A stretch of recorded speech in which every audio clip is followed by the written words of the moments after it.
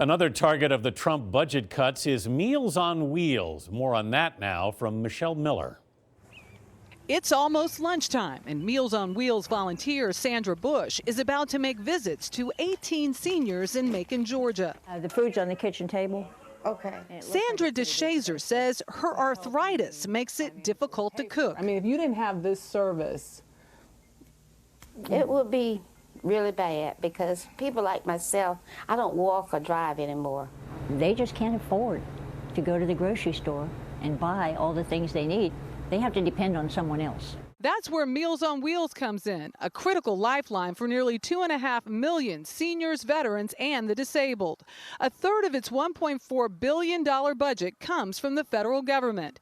But proposed budget cuts are putting the 43-year-old program at risk.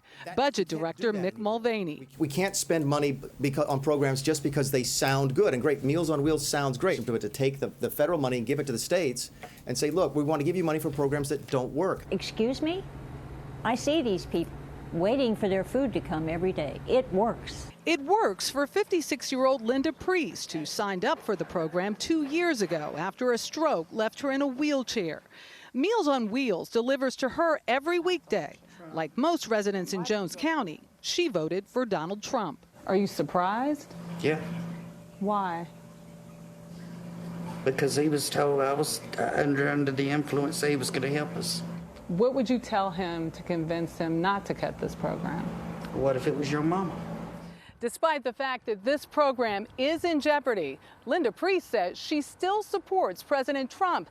And Anthony, Meals on Wheels officials in this pocket of central Georgia say that if this federal funding is eliminated, nearly 300 people will stop getting their daily meals. Michelle, thank you. Michelle Miller.